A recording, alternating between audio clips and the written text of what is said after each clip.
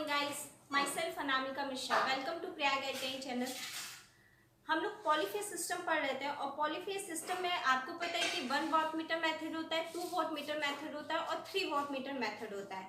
तीनों watt meter method के द्वारा हम पावर का मेजरमेंट करते हैं। पावर इक्वल टू क्या होता है, √3 VL cos phi। ये सारी चीजें हम आपको बता चुके थे। ये भी हमने आपको बताया था कि जब फाई इक्वल टू 0 होगा या फिर 90 डिग्री होगा तो उस टाइम हमारी W1 is equal to W2 होता है। मतलब टोटल पावर जो होती है वो फर्स्ट वॉट मीटर और सेकेंड वॉट मीटर दोनों ही इक्वल होती है। अगर हम cos 30 डिग्री लेते हैं तो पावर जो होती है W1 इक्वल टू 2W2, मतलब कि 2 से मल्टीप्लाई होता है इसमें W2 में। इसका मतलब क्या है कि 2 गुना हो जाती है। ठीक है, ये सारी चीजें हम लोग पढ़ चुके थे। और अब पॉलीफेज सिस्टम में क्या पढ़ते हैं कि जब हम सिंगल सप्लाई देंगे, 2 फेज सप्लाई देंगे या 3 फेज सप्लाई देंगे। आपको पता है कि अगर हमें RMF जनरेट कराना है, मतलब कि रोटेटिंग मैग्नेटिक फील्ड स्थापित मतलब जनरेट कराना है, तो उसके लिए हमें 2 फेज सप्लाई की जरूरत होती है। सिंगल फेज सप्लाई पे कभी भी RMF जनरेट नहीं होता है। या तो हमें मिनिमम कितने फेज सप्लाई चाहिए, 2 फेज सप्लाई चाहिए। अगर हमारे पास 2 फेज सप्लाई है तो हम RMF जनरेट करा सकते हैं और मोटर को चला सकते हैं। जैसे हमारा सिंगल फेज इंडक्शन मोटर हो गया। सिंगल फेज इंडक्शन मोटर में RMF को जनरेट कराने के लिए हम एक और वाइंडिंग जोड़ते हैं जिसको हम लोग स्टार्टिंग वाइंडिंग कहते हैं। और वो वाइंडिंग जो होती है वो मेन वाइंडिंग से 90 डिग्री के एंगल पर होती है। ऐसा हम इसीलिए करते हैं क्योंकि सिंगल फेज सप्लाई पे RMF जनरेट नहीं होती है, और जब RMF जनरेट नहीं होती है तो मोटर जो होता है वो रोटेट नहीं कर पाता है। मतलब रोटेशन नहीं होती, इसमें रोटेटिंग मैग्नेटिक फील्ड होता ही नहीं है, तो रोटेशन कैसे होगी। तो इसीलिए जब हम RMF को हमें जनरेट कराना है, मतलब RMF पैदा कराना है, तो उसके लिए 2 फेज सप्लाई की जरूरत होती है। तो वहां पे हम लोग क्या करते हैं कि एक स्टार्टिंग वाइंडिंग होता है, एक मेन वाइंडिंग होता है। एक हम आपको एग्जांपल दे रहे हैं, वहां पे 90 डिग्री के एंगल पे दोनों वाइंडिंग्स को आपस में कनेक्ट कर देते हैं। स्टार्टिंग वाइंडिंग जो होती है वो ज्यादा नंबर ऑफ टर्न्स की होती है, उसका रेजिस्टेंस भी हाई होता है। Sorry, come number of turns की होती है, मोटे वायर की होती है और उसका रेजिस्टेंस हाई होता है। और अगर मेन वाइंडिंग की बात करें तो इसका जस्ट अपोजिट होगा। इसके बाद क्या होता है कि उस स्टार्टिंग वाइंडिंग के सीरीज में हम एक कैपेसिटर सेंट्रीफ्यूगल स्विच जोड़ते हैं और एक कैपेसिटर जोड़ते हैं। और जब मोटर 60 से 70 या फिर 70 से 75%, 70 से 75% सबसे सेफ जोन होता है। अगर इतनी स्पीड जब प्राप्त कर लेती है, RMF पैदा होता है। डबल फेज हमने सप्लाई कर दी ना तो RMF पैदा हो गया। जब RMF पैदा हुआ तो जब हम 70 से 75% तक मोटर स्पीड प्राप्त कर ली तो उस कंडीशन में हम क्या करेंगे कि स्टार्टिंग वाइंडिंग को सर्किट से अलग कर देते हैं। सेंट्रीफ्यूगल स्विच को ऑफ करते हैं और स्टार्टिंग वाइंडिंग जो होती है वो सर्किट से अलग हो जाती है और रोटर जो होता है वो मेन वाइंडिंग पर रोटेट करना स्टार्ट कर देता है। क्लियर है? तो इस तरह से हम लोग सिंगल फेज को 2 फेज सप्लाई में और 3 फेज सप्लाई में भी करवा सकते हैं। इसके बाद अगर आप ट्रांसफार्मर पढ़ेंगे तो वहां पे स्कॉट कनेक्शन पढ़ाया जाता है। वैसे तो 3 फेज ट्रांसफार्मर भी आता है, बट अगर हमें सिंगल फेज टू 2 फेज और 2 phase two single phase supply में चेंज करना है तो उसे हम लोग स्कॉट कनेक्शन कहते हैं। क्या कहते हैं? स्कॉट कनेक्शन कहते हैं। तो इस तरह से हम लोग पढ़ते हैं। तो यही हमारा पॉलीफेज सिस्टम का कुछ एग्जाम्पल था। आज हम उसके आगे कंटिन्यू करते हैं और हमारा फर्स्ट क्वेश्चन है कि AC परिपथ में पीक वैल्यू से पीक वैल्यू मान तक का वोल्टेज कहलाता है। पीक वैल्यू अब आप लोग समझते होंगे। देखिए,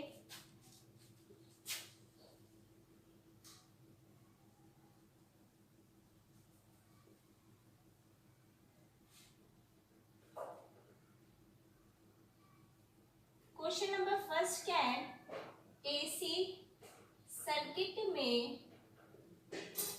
peak value to peak value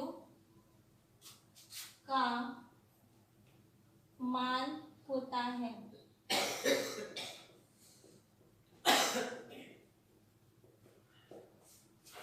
peak value to peak value का मान होता है।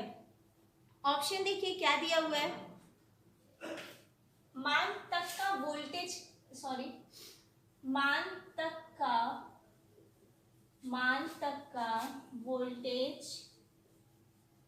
वोल्टेज कहलाता है।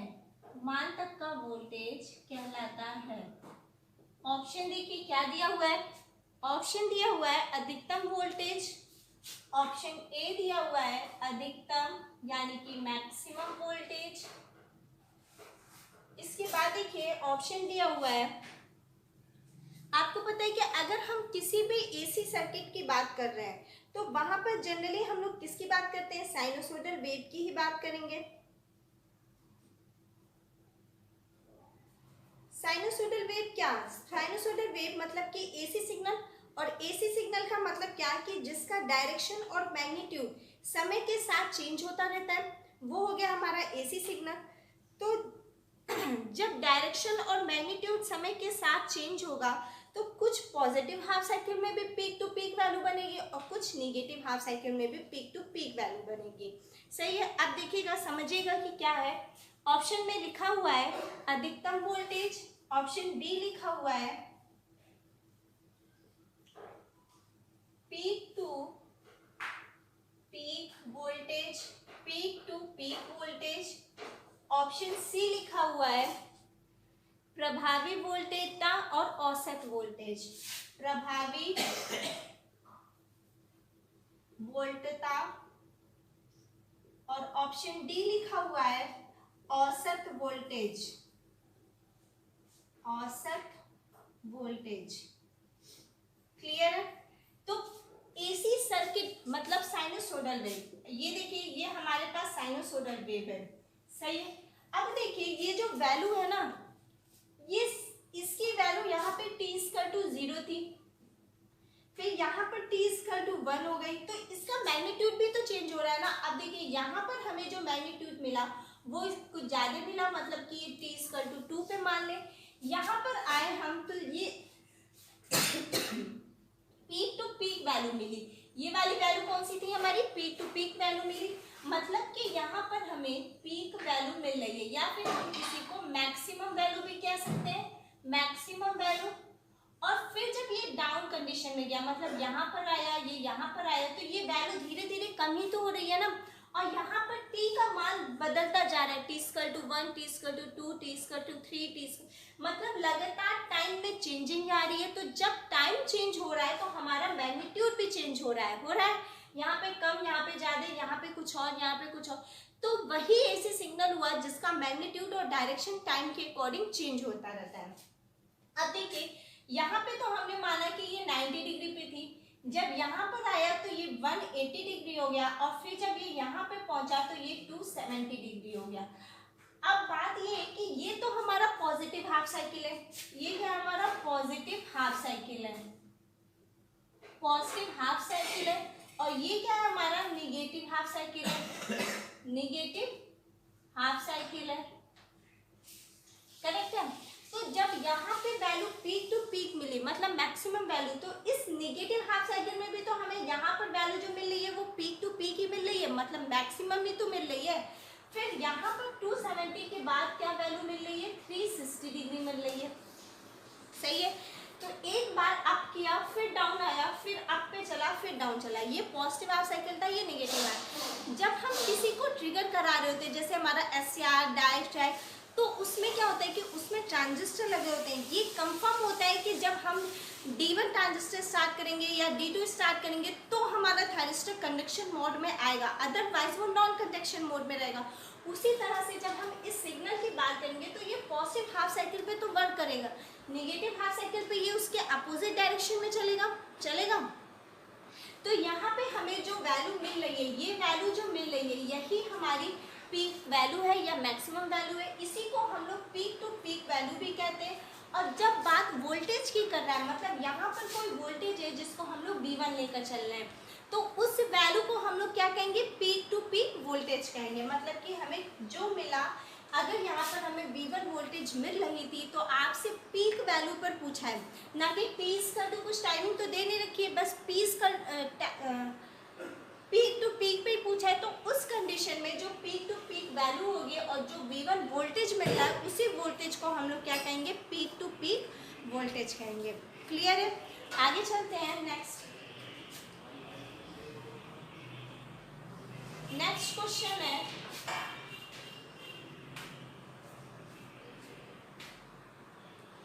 थ्री फेज सप्लाई लाइन दर्शाने के लिए किन अक्षरों का प्रयोग किया जाता है? थ्री फेज सप्लाई लाइन दर्शाने के लिए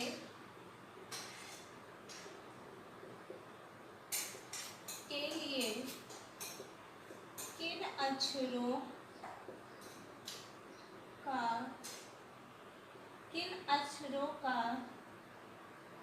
प्रयोग किया जाता है? किन अक्षरों का प्रयोग किया जाता है? किसको दर्शाना है? थ्री फेज सप्लाई लाइन को।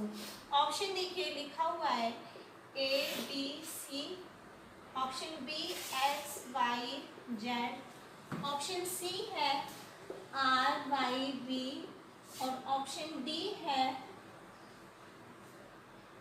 CDE। करेक्ट है। तो देखिए जब अगर हमें थ्री फेज सप्लाई लाइन को दर्शाना है तो उसके लिए हम लोग क्या यूज करते हैं? RYB यूज करते हैं। थ्री फेज R का मतलब क्या है कि फेस का कलर कैसा होगा? रेड होगा। Y का मतलब क्या है? फेस का कलर कैसा होगा? येलो होगा। और B का मतलब क्या है? फेस का कलर कैसा होगा? ब्लू कलर का होगा। सही है। तो देखिए जब हम लोग RYB मतलब तीन फेज ले लिए, इसके बाद अगर बात की जाएगी न्यूट्रल की, बहुत बार एग्जाम में पूछता है कि न्यूट्रल का कलर कैसा होता है, तो न्यूट्रल का कलर हमेशा ब्लैक कलर का होता है।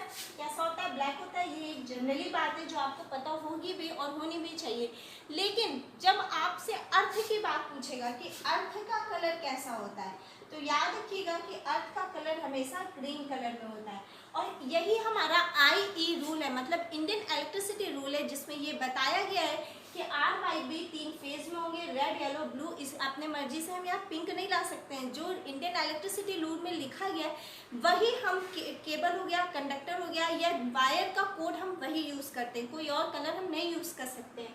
और अब न्यूट्रल के लिए ब्लैक कलर ही यूज करेंगे और अर्थ के लिए ग्रीन कलर ही यूज करेंगे। नेक्स्ट क्वेश्चन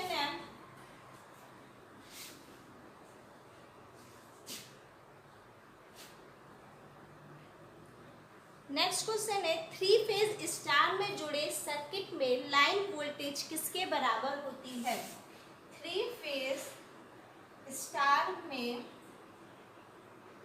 जुड़े सर्किट में लाइन वोल्टेज किसके बराबर होती है? किसके बराबर होती है? यही क्वेश्चन पूछा गया है आपसे, किसके बराबर होती है। तो ऑप्शन देखिएगा, फेज वोल्टेज, ऑप्शन ए दिया हुआ है फेज वोल्टेज, ऑप्शन बी दिया हुआ है 1/√3 voltage, phase voltage 1/√3 voltage, √3 into phase voltage, √3 into phase voltage, और नेक्स्ट ऑप्शन दिया हुआ है √3/2 इंटू में फेज वोल्टेज। ये दिया हुआ है। तो बात किसकी की जा रही है? स्टार की जा रही है। तो आपको पता है कि स्टार में हमें करंट सेम मिलती है और वोल्टेज अलग अलग मिलती है। और बात किसकी हुआ है? वोल्टेज की मिला। अगर करंट की बात किया जाएगा तो IPH = IL होता है। मतलब कि अगर हम फेज करंट की बात करेंगे तो IPH = में IL होता है। मतलब फेज करंट = लाइन करंट होती है। अगर हम डेल्टा कनेक्शन की बात करेंगे, स्टार में 3 टर्मिनल होते हैं और डेल्टा में कितने होते हैं? 4 टर्मिनल होते हैं। स्टार का मतलब क्या है कि स्टार का मतलब क्या है कि ये हमारा कनेक्शन है, और अगर डेल्टा की बात की जाए तो डेल्टा का मतलब क्या है? हमारा ये कनेक्शन है। सही है। यहाँ से एक वायर, एक यहाँ से और एक यहाँ से, और एक हमारा न्यूट्रल निकलेगा। मतलब कि स्टार में 3 टर्मिनल हुए और डेल्टा में कितने हुए? 4 टर्मिनल हो गए। तो इस तरह से हम लोग चलते हैं। अब देखिए बात है कि अगर स्टार की बात करेंगे तो हमें करंट सेम मिलेगी, और अगर वोल्टेज की बात करेंगे तो डेल्टा में, मतलब डेल्टा में हमें वोल्टेज सेम मिलेगा। बट अगर दोनों के अपोजिट की बात की जाए, मतलब स्टार देकर वोल्टेज पूछा जाए, तो वो हमेशा कितना होता है? √3 इंटू फेज वोल्टेज होता है। सही है, √3 इंटू फेज वोल्टेज होता है। और यही अगर डेल्टा की बात करता है तो हम यहाँ पे √3 इंटू में फेस करंट लिखते हैं, सही है। मतलब इसमें स्टार इक्वल, यहाँ पे डेल्टा में वोल्टेज इक्वल, और नहीं, और अगर अपोजिट की बात करेगा तो हम एक दूसरे का √3 गुना कर देंगे और √3 गुना ही लेकर के आगे चलते हैं। नेक्स्ट क्वेश्चन है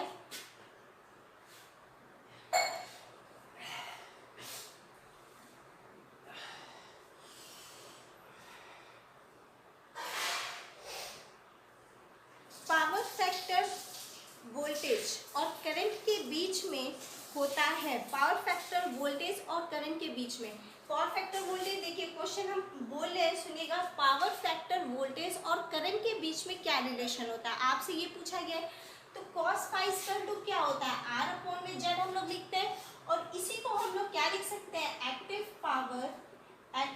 पावर अपॉन में एपरेंट पावर, अपॉन में apparent power, active power upon में एपरेंट पावर। और ये आता कहाँ से, पावर ट्रायंगल से ही तो आता है। यहाँ पर ये वैल्यू जो दी गई है, पावर ट्रायंगल है ये हमारी क्या है, किलोवाट है, मतलब कि एक्टिव पावर है। ये हमारी क्या है, रिएक्टिव पावर है, रिएक्टिव। और ये क्या है, हमारा एपरेंट है, एपरेंट है। मतलब इसको हम लोग क्या लिख सकते हैं, VI cos फाई लिखते हैं, इसको हम लोग VI sin फाई लिखते हैं, और उसके बाद इसको हम लोग VI लिखते हैं। इसके बाद इसकी यूनिट क्या होती है, kW होती है, तो इसकी सॉरी kVA होती है, kW होती है, किलोवाट होती है। इसकी यूनिट क्या होती है, kVAR होती है, और इसकी यूनिट क्या होती है, kW होती है। मतलब कि अगर हम लोग यहाँ पे अगर वैल्यू को देखेंगे तो यहाँ पे हम लोग क्या लिख रहे हैं, cos phi equal to active power upon में एपरेंट पावर लिख सकते हैं, मतलब kVA अपॉन में kW। तो बात ये हो जाती है कि यहाँ से ये वैल्यू जो होती है वो तो कट जाती है। ये हमारा रिएक्टिव पावर है जो कि उसका अपोज करेगा। जब आप इन्वर्टर की बैटरी वगैरह खरीदने जाएंगे तो वहाँ पे रिएक्टिव पावर भी लिखा होता है और एक्टिव पावर भी लिखा होता है। तो ये हमें कैसे मिल रहा है, ये हमें पावर ट्रायंगल से मिल रहा है, और पावर ट्रायंगल मतलब कि टेंजेंट है।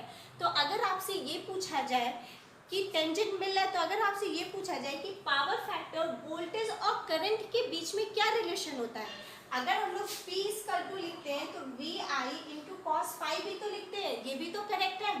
तो अगर cos फाई हमारा पावर फैक्टर है तो cos phi equal to P upon में VI भी तो लिख सकते हैं। मतलब इस पावर फैक्टर का इस वोल्टेज और करंट से जब रिलेशन पूछेगा तो हम कहाँ से निकालेंगे, इस पावर ट्रायंगल से निकालेंगे। और पावर ट्रायंगल कैसा होता है, हमारा टेंजेंट होता है। कैसा होता है, टेंजेंट होता है, सही है। नेक्स्ट क्वेश्चन है, अधिकतम 3 फेज सप्लाई के कनेक्शन होते हैं। मतलब 3 फेज सप्लाई किया जाता है तो उसमें 4 तरह के कनेक्शन होते हैं। एक हो गया हमारा स्टार स्टार, एक हो गया हमारा स्टार डेल्टा, दूसरा हो गया हमारा डेल्टा स्टार, और नेक्स्ट हो गया हमारा डेल्टा डेल्टा। तो देखिए ये तो हमारा सब स्टेशन वगैरह में यूज करता है, जहाँ करंट हमें बहुत अधिक इक्वल चाहिए होता है वहीं पे यूज करते हैं। लेकिन स्टार डेल्टा ये कनेक्शन जो होते हैं, अब देखिए क्वेश्चन आपसे क्या पूछा था कि अधिकतर 3 फेज के सप्लाई के कनेक्शन हम कितने मतलब कौन सा अधिकतर हम 3 फेज कनेक्शन यूज करते हैं। तो कनेक्शन मैंने आपको बताया कि ये 4 होते हैं, और अधिकतर यूज हम किसका करते हैं, स्टार और डेल्टा का ही यूज करते हैं। डेल्टा और स्टार का यूज सब स्टेशन पे ही नॉर्मली किया जाता है और कहीं पे नहीं किया जाता है। तो यहाँ पे हम किसका यूज कर रहे हैं, स्टार और डेल्टा का यूज कर रहे हैं। नेक्स्ट क्वेश्चन है, डेल्टा कनेक्शन में लाइन वोल्टेज फेज करंट से रहती है। डेल्टा कनेक्शन की बात किया जा रहा है। देखिए नेक्स्ट क्वेश्चन है, डेल्टा कनेक्शन, डेल्टा कनेक्शन में लाइन वोल्टेज फेज वोल्टेज से रहती है। तो आपको पता है कि डेल्टा कनेक्शन में हमें वोल्टेज इक्वल मिलेगा, मतलब कि करंट हमें पीछे मिलेगी कितना, 30 डिग्री। तो हम यहाँ पे कह सकते हैं कि 30 डिग्री पीछे मिलती है, और इसीलिए √3 गुने फेज वोल्टेज होता है। मतलब IL is equal to √3 into में फेज वोल्टेज होता है। किसकी बात की हमने, डेल्टा कनेक्शन की बात की है। और अगर अभी यही स्टार की बात होता तो स्टार में क्या होता, IL इज इक्वल टू में IPH मतलब कि लाइन करंट इक्वल टू में फेज करंट हो जाता है। सही है, आज के लिए इतना ही। नेक्स्ट वीडियो में हम इसका आगे कंटिन्यू करेंगे। Thank you. अगर आपको कोई चीज़ नहीं समझ में आ रही है तो वो आप हमें कमेंट के माध्यम से बता सकते हैं, हम उसको कोशिश करेंगे आपको ट्राई करने की। ओके।